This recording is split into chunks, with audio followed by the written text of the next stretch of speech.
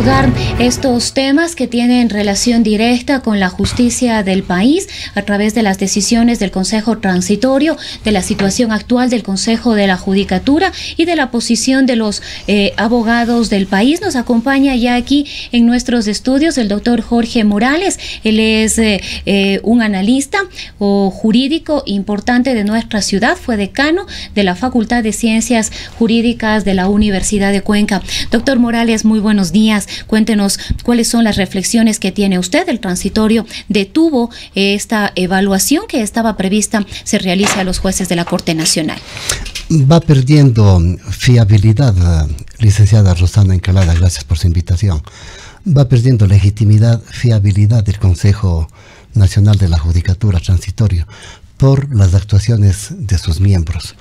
Usted tiene, por ejemplo, que conocemos que dos de sus miembros son conspicuos militantes del socialcristianismo, uno. Dos, esos dos mismos miembros, concretamente Marcelo Merlo y Aquiles Rigail, han enviado oficios, han llamado a jueces, han llamado a fiscales para interferir en la labor judicial de ellos o fiscalizadora de ellos.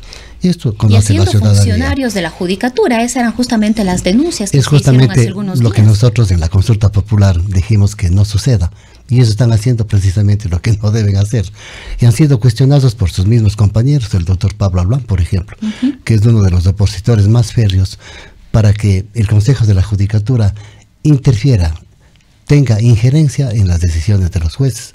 Más todavía, han tratado de controlar los fallos judiciales, lo cual está terminantemente prohibido por la Ley Orgánica de la Función Judicial, pero va perdiendo fiabilidad. Inclusive entre sus mismos miembros, como lo acabo de decir, existen serias discrepancias. Eso es lo primero. Es justamente este el motivo fáctico, digamos, más que jurídico, por el cual yo creo que por prudencia el Consejo o la Comisión Nacional de Participación Transitorio ha resuelto suspender la evaluación a los jueces y además dejar este trabajo para el Consejo Nacional de la Judicatura definitivo que se ha dado. A pesar de la oposición dada, yo estoy de acuerdo con ellos, con los diferentes colegios de abogados que se han reunido allá en Quito. Esto es lo primero. Lo segundo, ¿por qué es que el colegio o los colegios profesionales de abogados se han pronunciado terminantemente sobre este punto? Por dos motivos, licenciada Rosana. El primero, porque es de conocimiento público las sospechas, las suspicacias que están recayendo sobre los miembros que conforman la Corte Nacional de Justicia. Por ejemplo, son dos cosas graves. Primero, la unidad de análisis financiero, creo que se llama, dirigida por la doctora Diana Salazar, a quienes conocemos por su actuación seria, ha informado justamente que están haciendo un análisis de las cuentas corrientes y las cuentas de ahorros de los jueces de la Corte Nacional de Justicia. Y eso es una vergüenza, licenciada, porque sobre estos miembros de la Corte de Justicia no debe caer ni la menor sombra de sospecha. Y se está sospechando precisamente. ¿Por qué se está sospechando? Porque posiblemente exista lavado de activos, porque posiblemente exista de por medio tráfico de influencias, porque posiblemente exista sobornos que no se dan solamente en la Asamblea Nacional, sino posiblemente al interior de la misma Corte Nacional de Justicia. Repito, hay serias sospechas y la unidad de análisis financiero está analizando estas cuentas precisamente. Segundo, la Contraloría General del Estado también está haciendo un examen de la forma de cómo fueron designados. Hay serias sospechas, licenciada Rosana, ¿cómo se dieron de que los por concursos? medio hubo, cómo se dieron los concursos, con tráfico de influencias, con tráfico de favores, con regalo de puntos y más cosas, posiblemente. Estamos sospechando, y la Contraloría está analizando este tema. El hecho solamente, licenciada Rosana Encalada, de que existan serias sospechas sobre estos temas ya les descalifica por sí solo a la Corte Nacional de Justicia.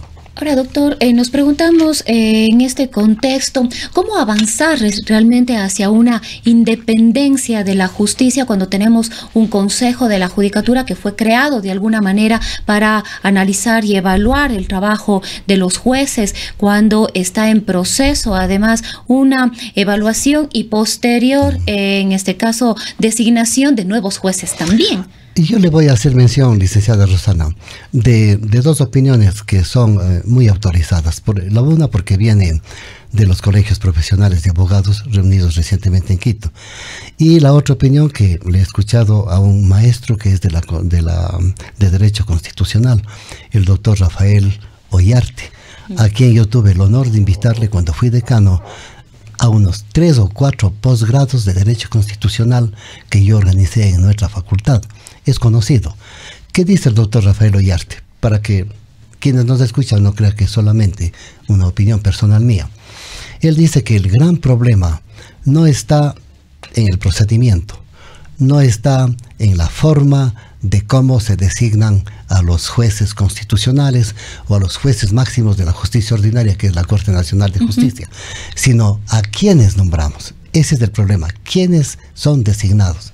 Entonces, tenemos que hacer un análisis, y yo creo que exhaustivo, licenciada Rosana, sometiéndole al banquillo de los acusados, si se me permite la expresión, a un requerimiento exigente de requisitos de lo que dicen los colegios de abogados. Tenemos que analizar, en primer lugar, conocimientos jurídicos. En segundo lugar, experiencia dentro del ámbito judicial o jurisdiccional.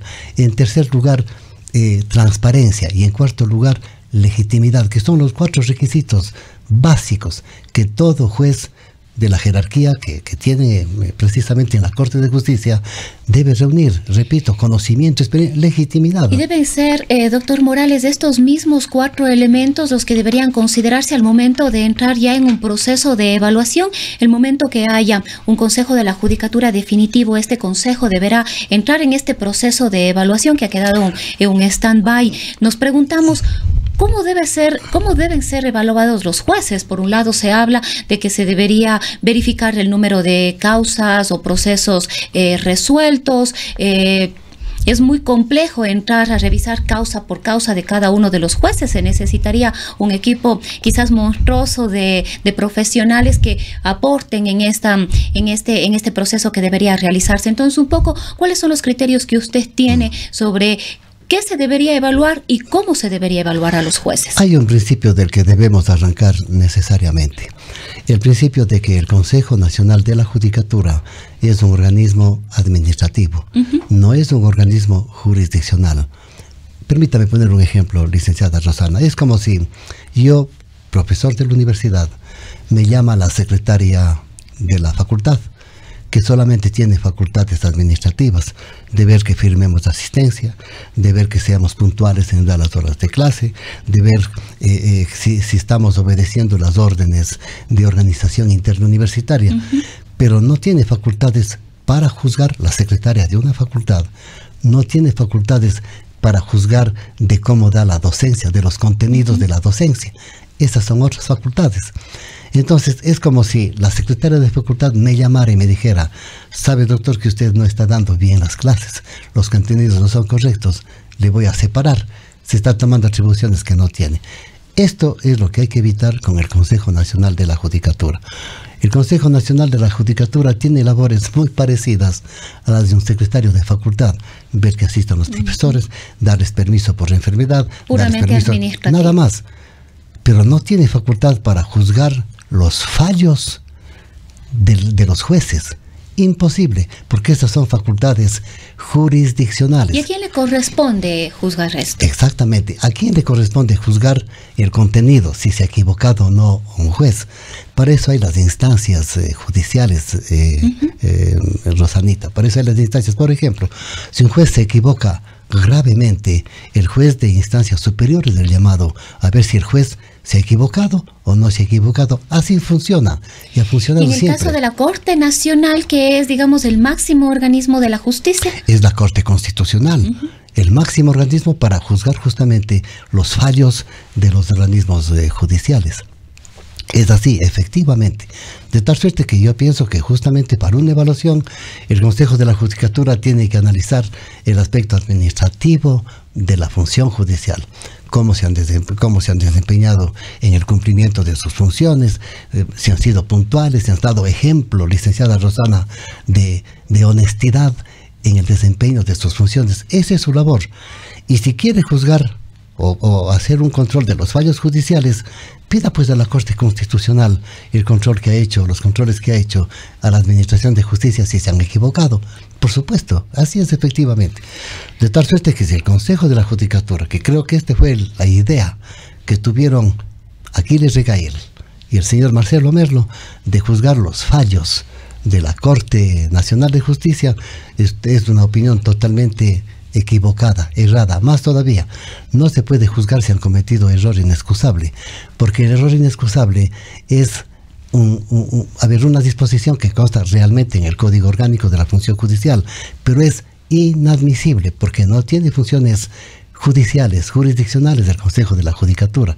Y yo creo, licenciada Rosana Encalada, que una evaluación seria, una evaluación objetiva debe consistir en esto, en analizar el desempeño administrativo de los jueces de la Corte Nacional de Justicia. Juzgar, vea usted las denuncias que existen contra ellos, ver qué ha pasado en la unidad de análisis financiero, qué ha pasado en la Contraloría, exigirles los exámenes que están haciendo justamente para juzgar, licenciada Rosana, que tenga presente bien quienes nos están escuchando, para juzgar por parte del Consejo de la Judicatura la conducta oficial de los miembros de la Corte Nacional de Justicia, no para juzgar y controlar sus fallos. Para eso hay otras instancias. Ahora, doctor Morales, y también... no es difícil, Rosanita, eso no es difícil, si coordinan el trabajo con Contraloría y con la unidad de análisis financiero. Era un trabajo interinstitucional que permita realmente dar cuenta de si es que ha habido alguna irregularidad o ilegalidad. Ahí están las sospechas de lavado de dinero que recaen posiblemente sobre estos señores. Por eso les están haciendo análisis de cuentas. Y es bueno que la ciudadanía recuerde lo que es un lavado de activos. Es un delito tremendo. Es un delito abominable, licenciada Rosana, que pueden haber cometido posiblemente estos señores de la Corte Nacional. ¿Qué significa el lavado de dinero, el lavado de activos? Significa que aparentemente se trata de un dinero lícito, de un dinero legítimo, pero en el fondo lo que existe en realidad es un dinero sucio, sucio por la corrupción, sucio por la coima, sucio por el soborno, sucio por el tráfico de favores y sucio por el peculado. Entre comillas, lo lavan bonito, compran cosas que son legítimas, otras actividades y aparenta económicas. que es legítimo. Sobre esto recae la sospecha sobre estos caballeros, y esto está juzgando justamente la unidad de análisis financiero. Y si la doctora Diana Salazar, que es la directora de esta unidad, tiene sospechas, es porque algo hay, licenciada. Y esto entonces que evalúe, pues evidentemente, el Consejo Nacional de la Judicatura, por supuesto, a ver si hay enriquecimiento ilícito, lo cual es facilito descubrirles, analizando cuentas, viendo los bienes que tienen, porque saben tener unas casotas y saben tener edificios de estos caballeros. Ahora, doctor Morales, otro de los pedidos en este caso de los abogados a nivel nacional en esta búsqueda de la independencia judicial y de que se transparenten los distintos procesos tiene que ver con unas reformas en la estructura procesal. ¿Usted considera que la estructura procesal debe ser reformada? No. Yo repito la opinión de este maestro constitucionalista. No va por ahí. No va por ahí. Nosotros tenemos que saber ética, a quién una nombramos. Cuestión personal. Exactamente. Es como si, por ejemplo, usted tuviera aquí un cargo vacante. Y yo le digo, licenciada Rosana, vea, este señor le recomiendo para que usted le dé el empleo. Y usted, en base a la recomendación que yo le doy, le emplea. Yo soy el responsable de a quién estoy recomendando. No es que está fallando la organización de esta prestigiosa emisora, sino está fallando la persona a quien se ha designado. Esto está pasando con los jueces. Es exactamente también, para proponer un ejemplo, de lo que pasa, por ejemplo, en los colegios y en las universidades. Oiga, tanta reforma que ha habido, tanta burocracia educativa que se ha impuesto sobre los pobres profesores, cuando el problema no está allí para reformar la educación. ¿Saben dónde está el problema? De a quienes nombramos como profesores. ¿Quiénes son los profesores? Allí está el problema. Un buen profesor forma bien a sus estudiantes. Pero se entendería, por ejemplo, doctor Morales, que a través de esto hay un concurso, y hablamos de un concurso de méritos y de un concurso de oposición que debería ser absolutamente transparente. Justamente el concurso trata de llegar a esa finalidad que es medio utópica, de buscar a los mejores. No siempre es suficiente el concurso, licenciada Rosana, sino hacer un análisis más profundo.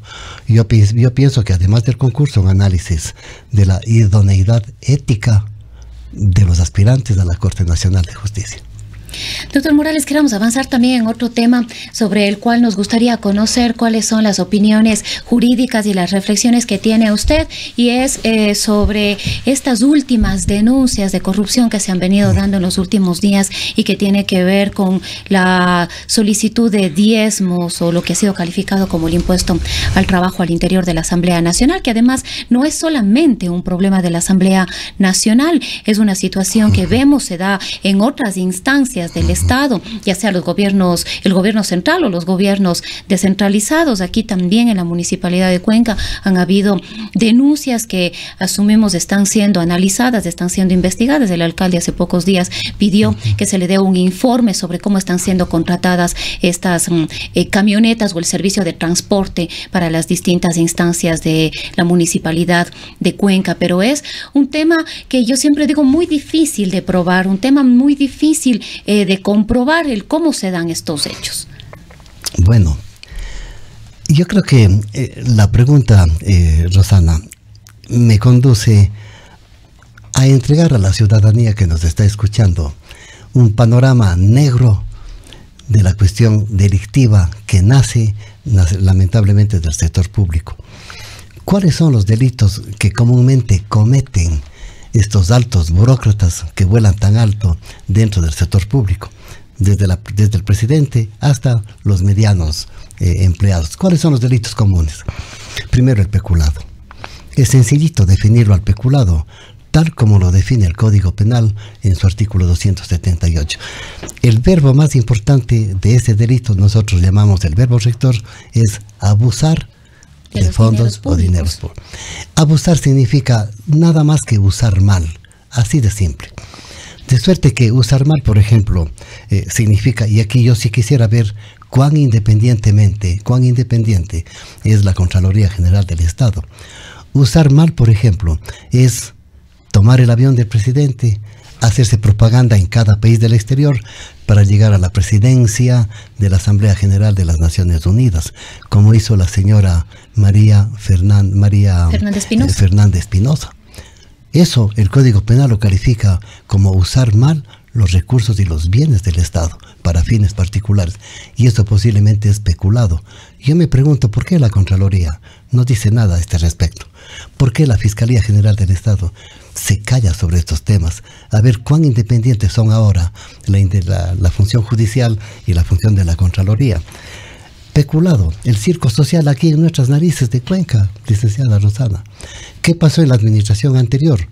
El alcalde anterior y quien era vicepresidente de la República en ese momento, el licenciado Lenín Moreno, firmaron un contrato para darle a Cuenca un circo social. Usted visite ahora el circo social y encuentra que está deshuesado, encuentra solamente chatarra y nada más. Y eso se llama mal uso de los bienes del Estado.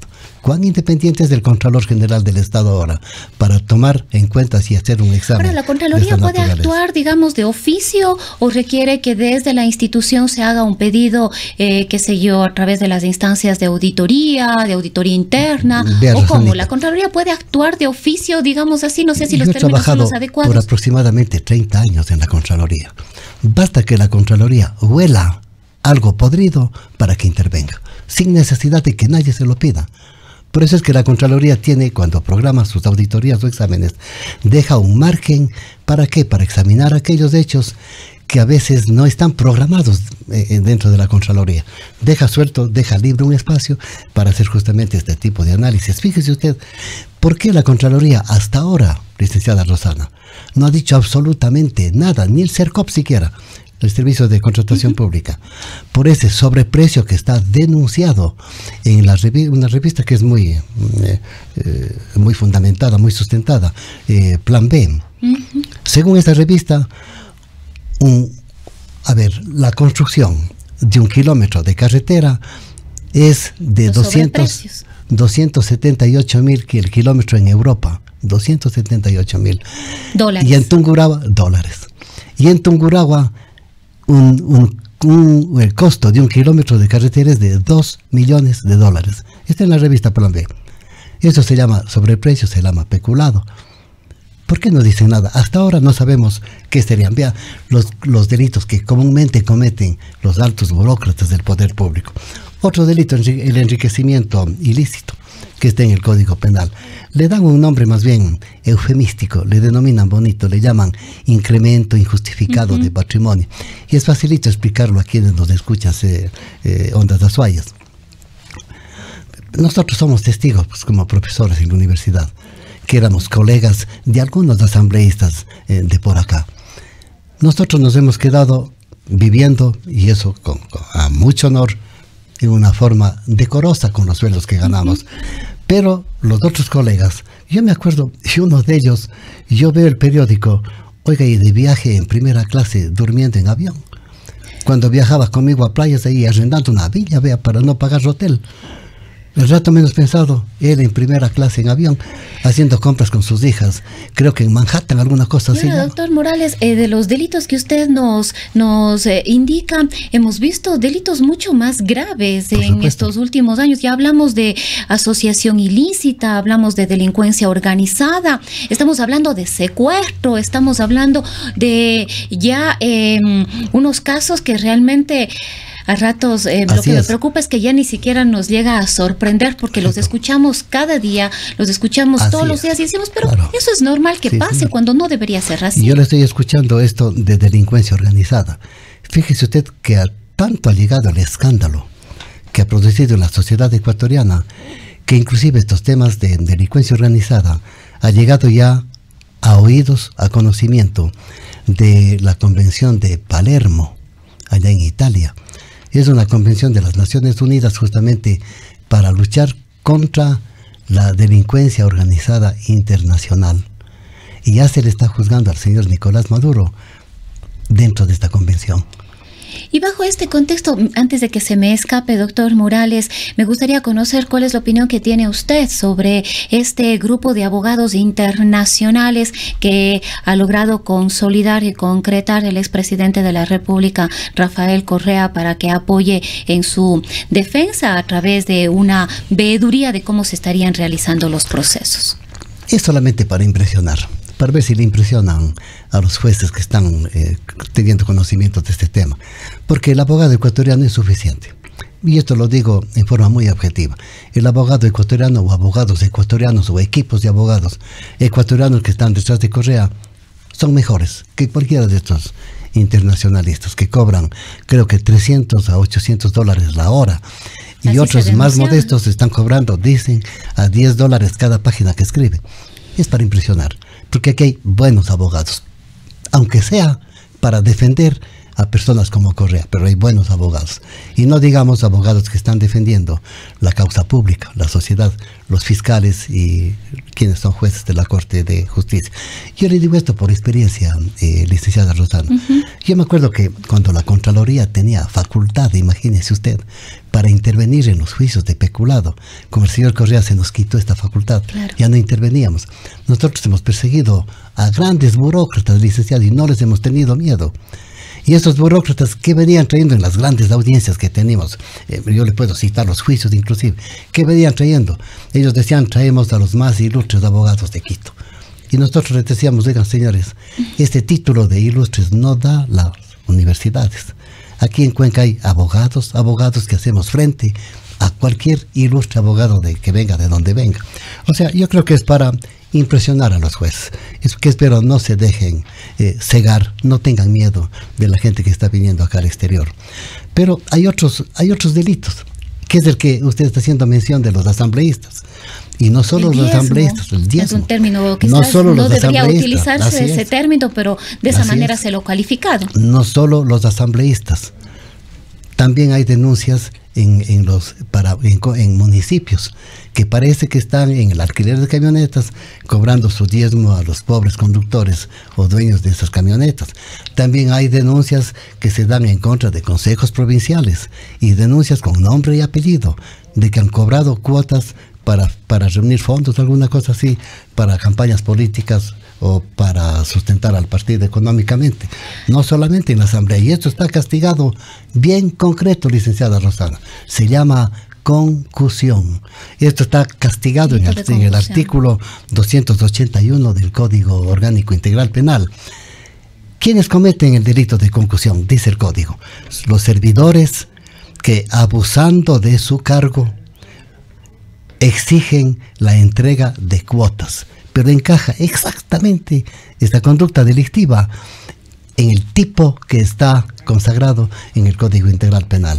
Y está castigado con 3 a 5 años de prisión. Lo que conversábamos hace un momento, las dificultades de probar este pedido de recursos, este pedido de dineros. Uno de los ejemplos más claros que se ha denunciado a nivel nacional y que lo hemos escuchado a través de las cadenas nacionales es, por ejemplo, el hecho de que una asambleísta tenía una caja de cartón en su despacho y era en esa caja en la que en efectivo sus asesores, sus funcionarios tenían que hacer los depósitos. Entonces ahí nos preguntamos, ¿cómo demostramos esto? ¿Cómo demostramos cuando tal o cual funcionario le dice a otro, debes de hacer esto, necesito que seas incondicional, necesito que me pagues la cuota de mi vehículo que lo acabo de adquirir, necesito que me pagues las compras en el comisariato, que son las cosas que hemos venido escuchando en estos días que aparentemente se han estado dando al interior de la Asamblea Nacional? Oiga, qué desfachatez de estos asambleístas,